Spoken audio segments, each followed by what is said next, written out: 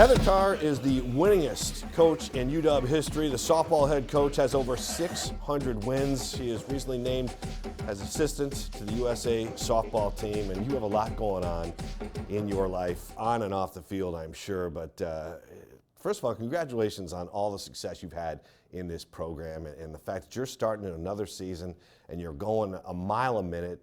How do you keep it all straight? Oh man, everybody else around me keeps me straight. I mean, from our coaching staff, JT, Lance, Whitney, to Amy, our director of ops, to our student athletes. I think we've just done a good job of getting the program to a place where it is sustaining itself and continuing to obviously try to improve. But in those cases, I can kind of diversify myself and do some things with USA softball for a little bit of time and have our coaching staff and our athletes make up for some of my absences.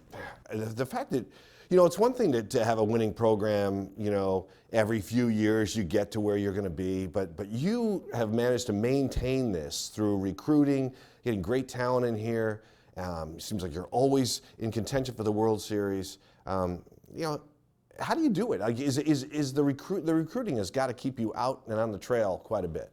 Recruiting's everything. I mean, nobody's a good coach without great players, and I've been lucky enough from the time I started here to be able to have a handful of elite level players, from a Danielle Laurie to an Ashley Charters to a Dina Tyson. I mean, I could just go along the wall and name them all, but just from that point, I've been able to really start with wind underneath me. And Coach Wilson, who started this program, my teammates that started this program, they left it in such a good place that I just got to take over at a good time and build some momentum. 5 years after I started, we won the national championship. It's never a bad thing.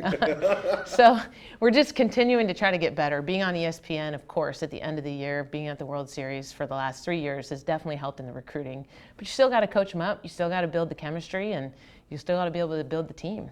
Yeah, but you find that sometimes the weather in the Northwest and the climate can be tough, and maybe almost like people always hear, oh, it rains in Seattle, and yet talking to some of your players, they don't care about that. When they're being recruited, they want to go play for a winner. So UW is right there at the top. I think the beauty of the collegiate scene is that if you can put yourself out there as a program that you're going to help develop people, you're going to help people develop as softball players, as students, and then beyond.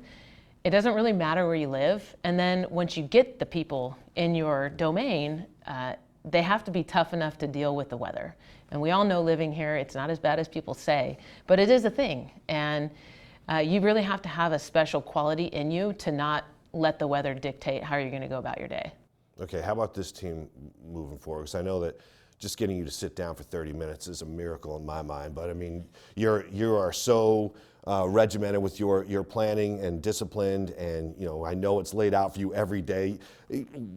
Before we get to your team, what is your schedule like? You get up at what time and you go to bed at what time? Oh man, come on. I'm going to be slightly, kind of half honest here, but I think my schedule, I literally work all the time. I love what I do, so I really don't feel like I'm doing the work. So I have to be mindful of that sometimes because it's hard to shut it off, especially since I'm married to the person that I work with, JT.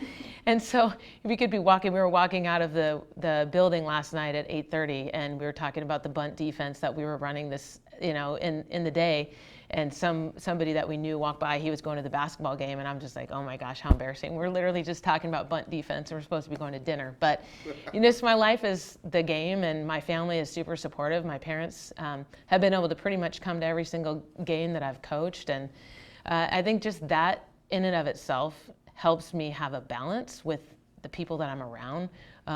For example, this morning, I went to a rowing class, get a little workout at 6, and then I met one of our coaches in the weight room, watched our team work out, and then at the same time we got a lift in, and we're just around each other all the time, and we love it. So. Well, clearly you do. I mean, but I heard that about you too, that you will you'll lift with your team, and so the working out never stops for you. Yeah, I mean you try to stay young and stay involved, and you stop moving, then it's trouble. But I just think my strength with my leadership is connecting with the people that we have and that we have in the program, and the only way to connect is being present and being where they are, and I love being around our team. They're an amazing group. Well, I think your players have an awful lot of respect for you, for sure, for a lot of different reasons. But when you look back at your playing days, and you came out of Redmond High School, was UW at that level where you were just like, you know, that's where I want to play?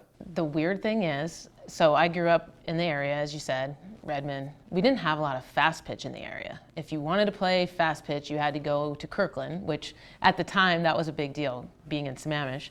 So I elected to play baseball. So I was like, I'm not going to play softball. No way. I'm not doing that. I'm going to play with the boys. I'm going to play Major League Baseball. I literally probably thought that when I was 13, 14 years old. But eventually I had to stop. But when I was in high school, the recruiting scene started to kick up with softball because some programs started to add softball in the 90s, or the, I guess, early 90s, late 80s. But for me personally, UW wasn't even in the vision until Barbara Hedges and the athletic department added softball and said they were going to add softball. So I think like maybe my junior year in high school, 92, we were told, oh, the University of Washington's actually going to add softball. And so, of course, I transitioned over to softball in high school, and here we go. We have an opportunity in our community to be able to play this game. And the first season was in 93. My senior year in high school was the first season at UW, and they played over at Hidden Valley in Bellevue. Watching, you know, the first team play over there was pretty amazing, and just being able to be a part of that and have an opportunity to be a part of that, I was all about it. Yeah, I mean, you hear from the start, and I hear that, you know, the way you are with that those homegrown roots, you'd be perfectly happy staying right here, coaching and working the rest of your life. Like, you know, I mean, I'm sure you've had offers to go, or at least feelers, people coming after you, but you're pretty darn satisfied where you are. Yeah, I mean, that's the cool thing. I mean, they say, like, you never want to get your dream job at your first job, but I disagree because I was 29 when I got the head coaching job here, and of course, I was going to do anything to get the job. I would have taken $2 to do it. We can edit that out. Looking back on it, I probably kind of did, which I don't know, like, if that's good or bad, but you don't know. You just want to do the job. And I mean, I still feel the same way. I love the opportunity to influence the people and the women that I get to coach, and through a sport, be able to teach life skills and how to be a better thinker through softball. How awesome is that? So, well, you talk about the women that you coach. How does this team look this year? It's probably a redundant question for you every year because you're probably always going to be in contention. We hope so. You never know. I mean, just as a coach, I think coaches like have the, you know, fear of the universe always, and so you just never know how it's going to go. But you definitely can't build a team without the talent, the pitching. First and foremost, pitching and defense, and just like any sport, your defense is going to be able to help you stay in games. So that's the strength of ours. Gabby Plain, in her junior year, returns to our program. We have 2 freshmen, Brooke Nelson from Bonnie Lake and Kelly Lynch from the Atlanta area, and then Pat Moore from Medford, Oregon. They're our pitching staff, so we have 4. Just like quarterbacks, though, if you have 4, you probably don't have 1, but we have, you know, for sure ace in Gabby Plain, and knock on wood she stays healthy, but she's going to need some support. She can't do it alone. And she definitely hasn't done what she's done alone because she had Taryn Alvello for the last 4 years to be able to supplement what she does. So it'll be a telling year, you know, in our pitching staff. Are we going to be able to be as dominant pitching as we have been over the last 3 years? I think we can, but we have a little ways to go because we've got some rookies that need to emerge and become something. That's so key, though. I mean, when you watch a softball game, you're just like, if you have that ace going, it's you know, and you lose, it's almost like a huge disappointment because like those are the games you should win. Like those, you almost, as a fan, you just chalk it up. Oh, we have this one. We don't think like that. No, but as a fan, yeah. As I threw that out there, as a fan and Yeah. as your fans, you probably think, oh, so and so's on the mound. We got this one today. I mean, I think the game is beautiful in that fact where you have. If you have a staff of 2 pitchers or 3 that can really, you know, hold an offense down and their ERAs around 1.5, you're going to be in a good spot. So we have the ability to have that. We've had it for the last 3 years, but each year is a new year. So we'll see how this one goes. I want to touch on USA softball. Like, how much pride do you take in the fact that you were named to that staff?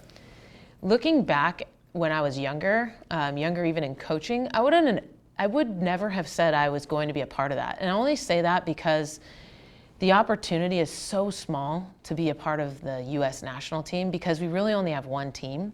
And since softball stopped being in the Olympics as a guaranteed sport in 2008, at that point, it's like, okay, well, that dream's over.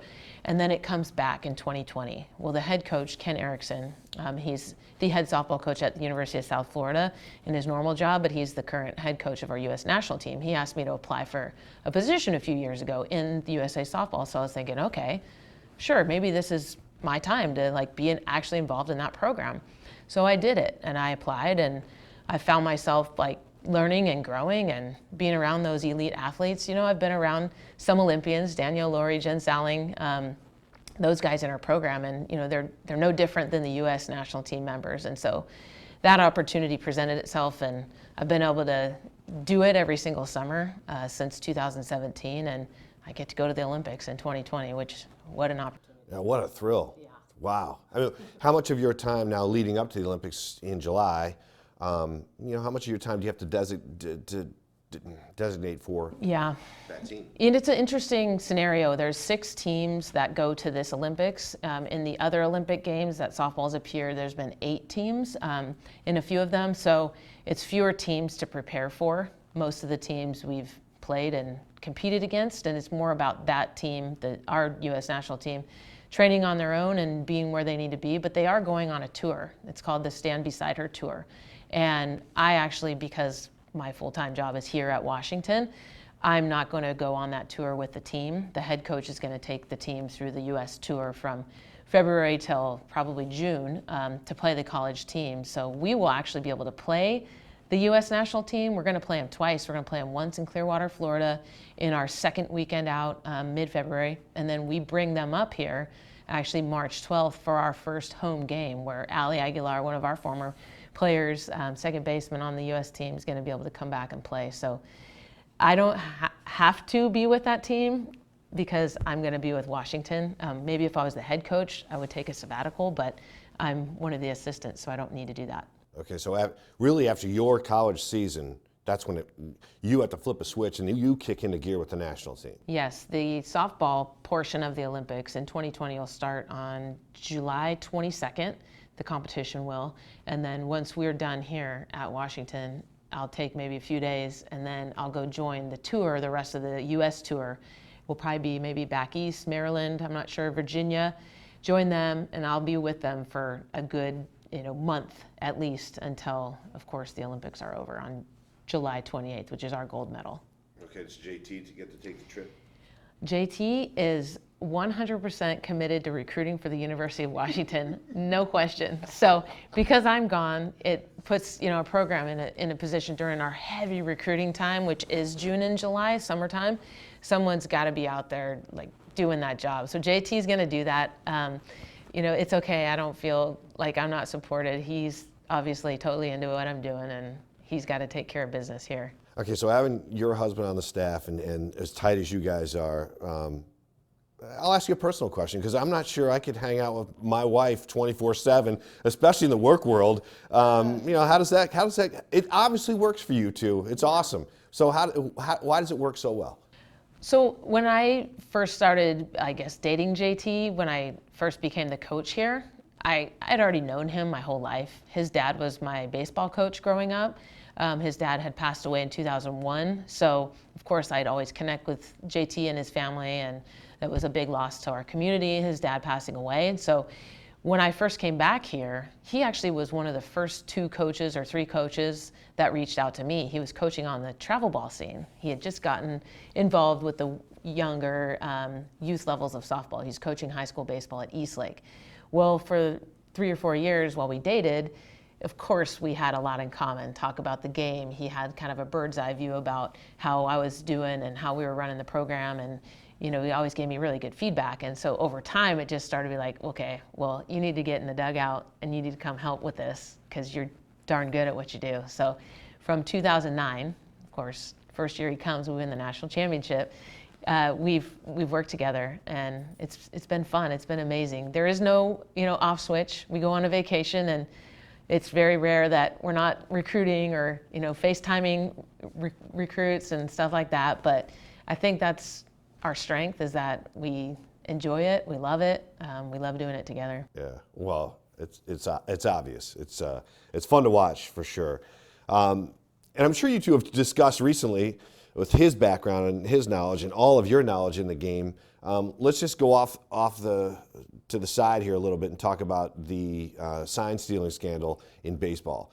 Someone that loves this game, softball, baseball, it's pretty much a shock to you, or is it just finally that, oh, this is just the tip of the iceberg? What was your reaction to all of this? First reaction is, really? Is that, that really happened? Of all the layers and levels of accountability that there may be within an organization like ours, any Major League Baseball team, you'd think at some point someone would stop it. But it's sad because now you look back at all those times and you can question every other team out there. Are they all doing it? So I just think it's sad for the game at this point. You just every day at this point you're hearing somebody else is gone from their job, and from AJ Hinch to Cora to Beltran, all that. It's just so sad that the game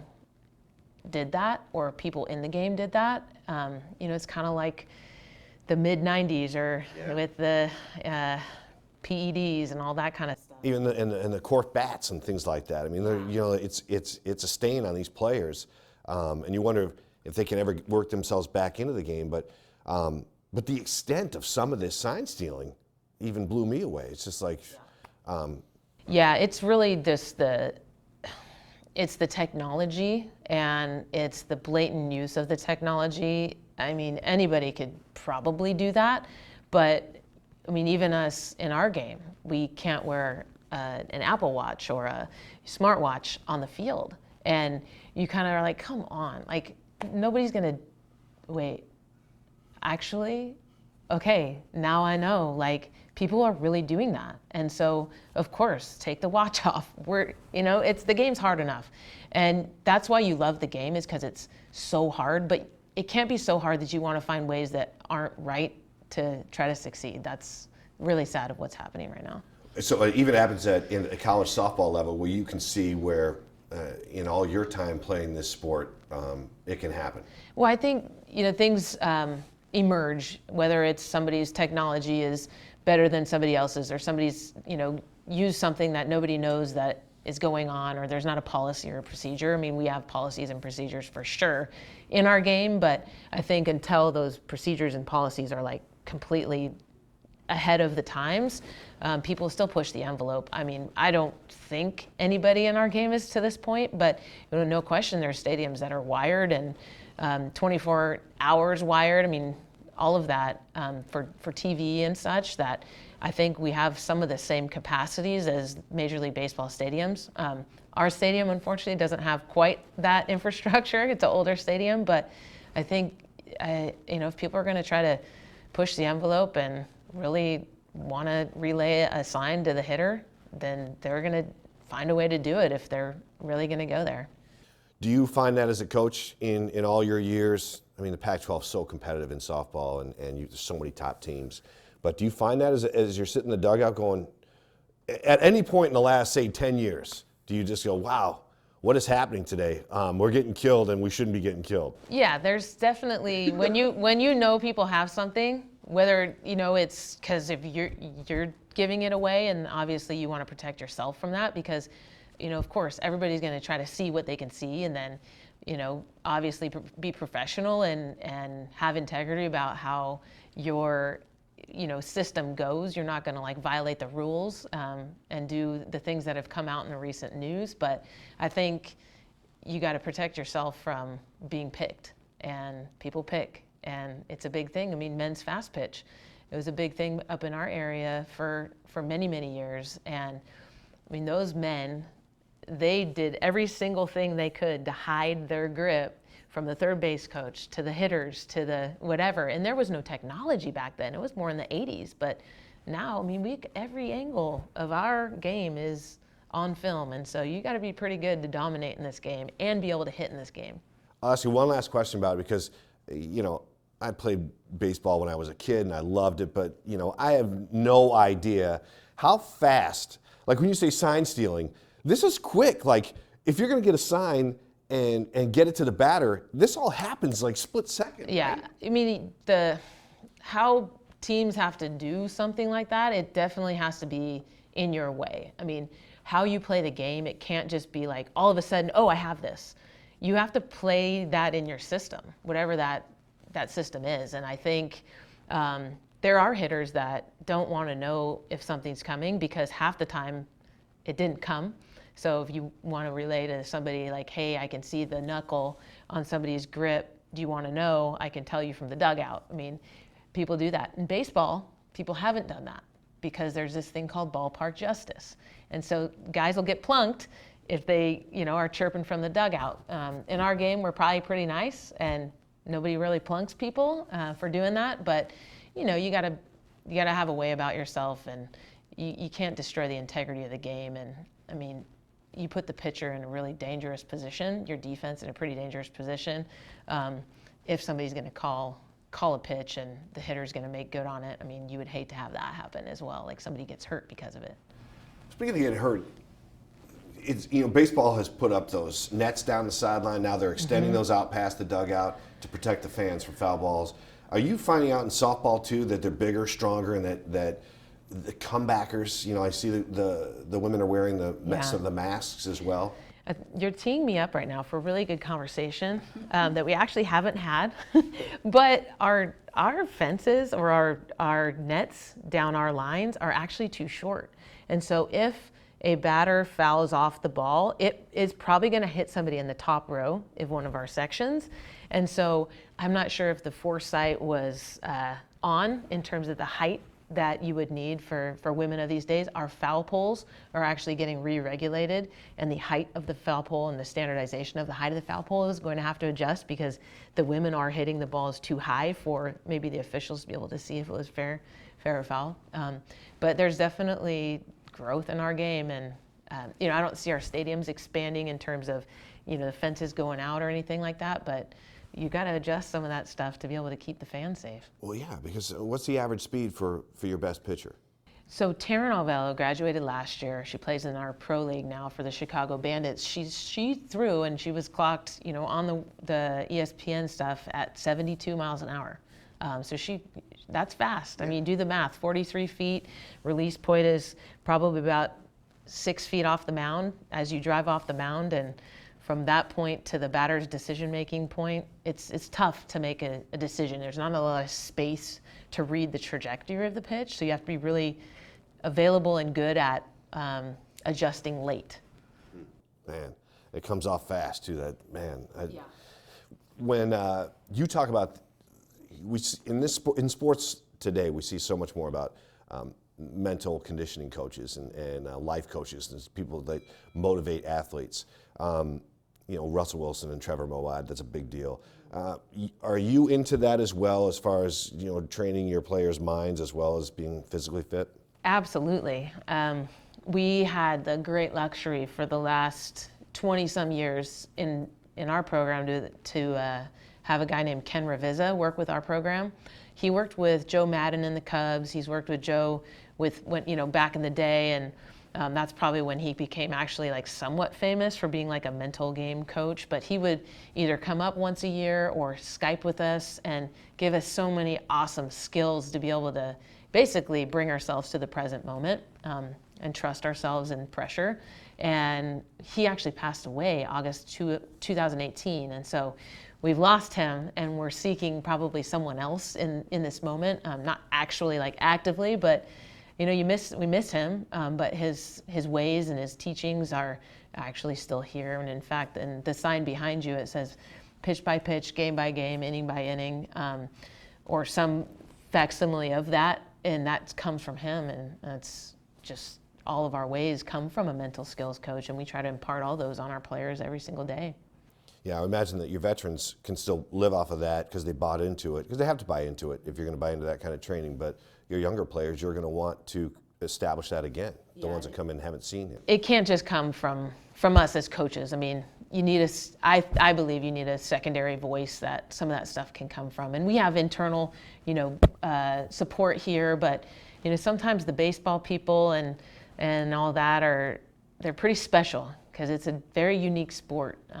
To be able to succeed in a sport that, as a hitter, you fail 7 out of 10 times, it's really hard to recover from some of that stuff. Well, let's talk about your accomplishments as well. We've talked a little bit about what you've done here at Washington, but inducted into the Little League Hall of Excellence for both baseball and softball. First ever inductee. Can I tell you, when I was reading up on you, I didn't even know that existed. The Hall of Excellence. I've heard of Hall of Fame. Yeah. But tell me a little bit about that. Williamsport, Pennsylvania. It's where the Little League Baseball World Series is held. Is a place actually in my growing up, from the time we were probably 10, maybe even sooner, when we watched Kirkland Little League go in the early 80s and go to Williamsport. We thought in Redmond Little League we're going to be the next Kirkland. And so all growing up in Little League, we wanted to get to Williamsport. We ended up falling short of Williamsport. We went to in San Bernardino was the Western Regional, and we were 1 game away from making it to Williamsport when we were 12. And so I always wanted to go to Williamsport. I'm like, and then never going there. And then JT and I had actually talked about, let's go back, let's go there. Of course we're busy in August and it's too hard to get there. Well, then this call comes early spring last year, and it's Little League calling. And I'm thinking maybe they want an interview for their softball magazine or their softball stuff. And little did I know, they were calling to tell me that I had made it into the Hall of Excellence, which I had heard of before, and there are women in it, but I think they're in it for softball. But I got told I'm going to be in this Hall of Excellence, and so I'm like, okay, wait, does that mean I'm going to Williamsport? And so it was so neat to be able to go back there. In fact, when we pulled up to the stadium, you only see it on TV, and you're thinking, it's going to be smaller than it looks, but it actually is pretty big. It's a pretty cool environment, and I would recommend to anybody. That's like a total bucket list place. You have to go. It's not easy to get to, but going there, I had tears in my eyes getting out of the van. I'm like, I'm where I've always wanted to go. I've always wanted to be here, and then to be on the field and be given the trophy by, by Little League, it was amazing to be able to be there. All right, so I have to tell you that I have a research assistant that helped me with some of these questions, and she will be unnamed at this point. I'm going to have to go find her locker. But she said you love to bake. Oh my. Okay, so what is the favorite thing you like to bake, or favorite things? Yeah, so I have hobbies. So I have 3 hobbies besides softball. I like to bake, I like to ski, and I like to shop. That's what I like to do. My baking, I will make the best chocolate chip cookies you've ever had, first of all. Second, banana bread, I can crush it, and I can make a mean cinnamon roll. Those are my things. Those 3 things sound really good right now. I have 3 things I can do. I can do 3 things, and actually make this specialty. It's called a Dutch baby. It's a kind of a breakfast pancakey, kind of a quiche thing. I'm pretty good at that too. Okay, so yeah. And you love it, obviously. Yes. Is there something that you're not very good at when it comes to baking? Something you tried that flopped? Oh, I can't cook. I don't cook. What else do I know? I don't like to dance in public. And Taryn is going to try to make me dance in public. And I said, a national championship or no dancing. That's all there. But I've kind of, I've got some average skills in most things. Yeah. Well, now you've revealed my research assistant, Taryn, how do you, how's the skiing? Are you I can hang. I don't know, when we grew up, my dad gave us the great gift of learning how to snow ski. Someone told me this 2 days ago. They said, living in this area, you need to do a winter sport. And this is why, because you're gonna wait and be so excited that winter comes that you're gonna have something to do. And I was like, that's why I don't mind living here. I love living here because I can't wait for the winter. Now I go skiing maybe once a year because the best time to go skiing here is February through March, which we're totally in season at that point. But actually I'm going up in a couple hours. So wish me luck on I-90, but I'm pretty good at it. I ski instructed in high school for the Buddy Warner racing program in Alpental. So I have some decent skills. Not Lindsey Vonn, but I can hold. But you're an athlete. You can hold. Yeah, it doesn't surprise me you can hold your own. Yeah. And what was the third hobby that you said? Baking, skiing, and what? Oh, shopping. Shopping. I can do some damage, and that's about all we're going to say. I will tell you this, though. I tore my ACL, embarrassingly. I had no injuries growing up. This is the one injury I had. It was like 4 years ago. I can't body surf on the most dangerous beach in Hawaii. I'll tell you that, because I tore my ACL doing that. So really, that's out of the hobbies. Yeah, people tear their ACLs over non-contact injuries all the time. Yeah. But I've never heard that one. Oh, it was major contact, and I'm really glad it wasn't my neck. Wow, major contact. Yeah, I was basically the warning sign when you're in Hawaii or in a dangerous beach and they have the person flipping over and they have the don't sign. I physically did that. Whoa. But luckily my legs hit the ground and not my head. So, that's a scary moment. Lesson learned. Yep, got a big scar. Man, oh man. Okay, all right, one time when we talk about dancing and my assistant asked, she wanted me to ask you, who's the best dancer on the team? Oh, the best dancer on this team right now, we're going to have to go with Sis Bates. There are people in this room that knew the answer before you said it. I know, right? No, actually, Taryn Atley she's improved. She's gone to hip hop class. Before she started getting into her career interests, she used to go to hip hop class once or twice a week up in Lake City. Okay, so she put that on her on her resume, I believe, that she spends a lot of time in hip hop class. Yeah. So she's obviously she's trying to take the title. She is trying to take the title. Actually, freshman Kelly Lynch, she has this social media thing called TikTok. I didn't know what it was until a couple weeks ago. There's some good dances there too, so there might be a little dance-off between Taryn, Sis, and Kelly Lynch. Oh, so there's a newcomer in, huh? A newcomer. She's coming on strong with that TikTok, because I've heard about that too. All right, so Kelly Lynch on TikTok. You and JT dressed up as J-Lo and A-Rod at a Halloween party? The best part about that was, one, I wasn't going to participate in the contest because I didn't get my stuff together. Well, I looked in my closet and had this purple fur jacket that I actually got from somebody that passed away, and I had this jacket. I looked at it, I'm like, I can use that, and I can just put on some leggings, and I can be J-Lo. JT, you should be A-Rod. What? And he puts on his suit. I'm like, JT has kind of gray hair, and so we ended up getting some hair spray, and we sprayed his hair brown. Sure. A-Rod has that perfect brown hair, but he's like our age, and I don't know how it's still brown. So we made sure JT looked the part too. So you guys look pretty good. Was it a contest that night, or were you just kind of showing up to look good? It was at our practice that we were actually participating in the team. Everybody dresses up, so the coaches have to dress up. Oh, that's fun. Yeah. So you did as a part of a team thing? It was a team thing. All right. Yeah.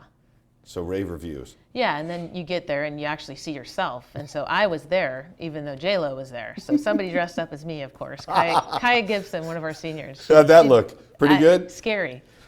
Well, Yeah. I don't know if you've changed your look very much over the years, No, it's Heather. pretty easy. It's pretty easy. Yeah. Little purple visor, purple shirt, black leggings. That's me. Okay, so, we also heard that you and Taryn teamed up for a chili cook-off and took the lazy way out. Did you really think you were going to win? Tell me. I'll tell you, we had the best cornbread. But our chili, we tried to play it off. Taryn came up with a really good recipe, but I'm like, that's too much effort. There's no way. It was during one of our fall games, and I'm thinking, we don't want to be worrying about cooking and cutting and all that stuff, prepping.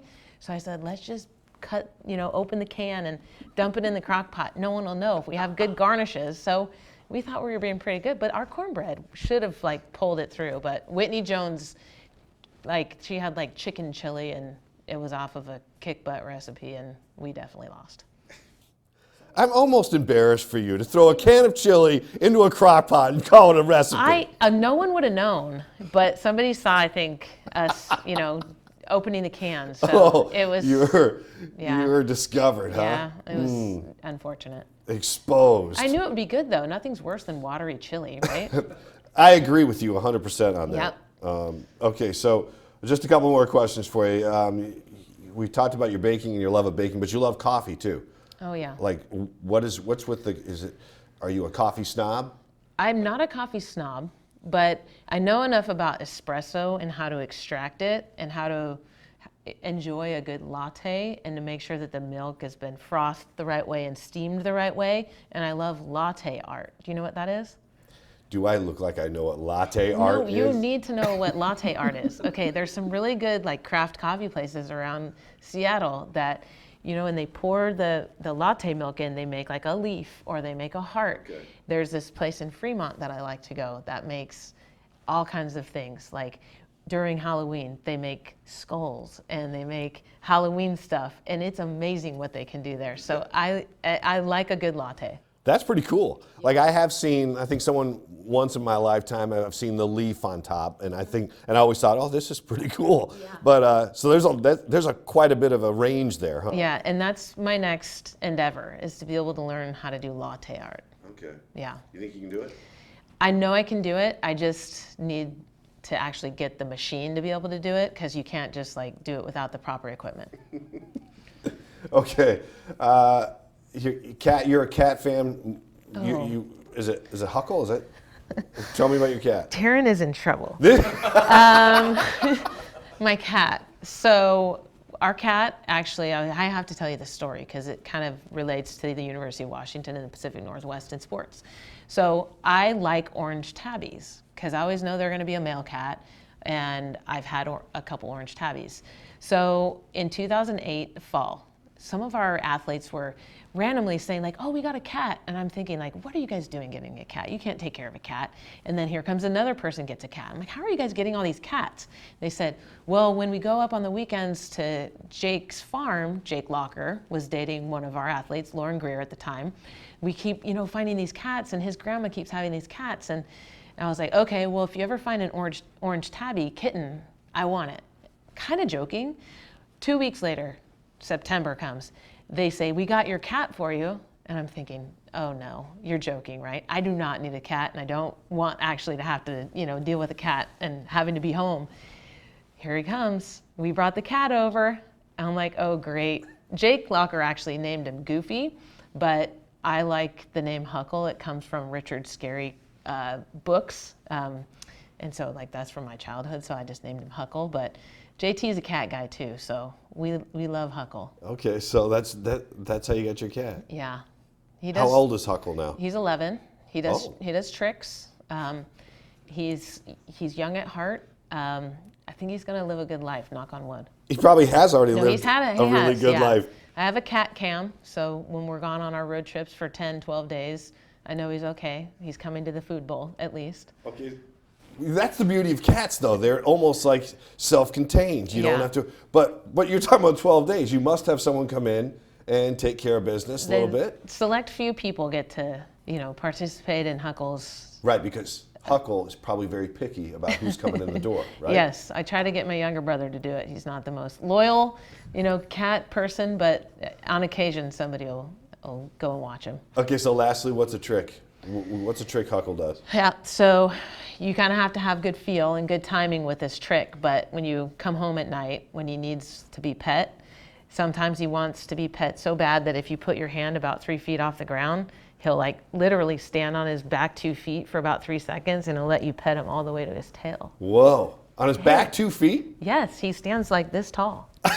and he's short hair, so I like a short haired cat. I don't like all the hair.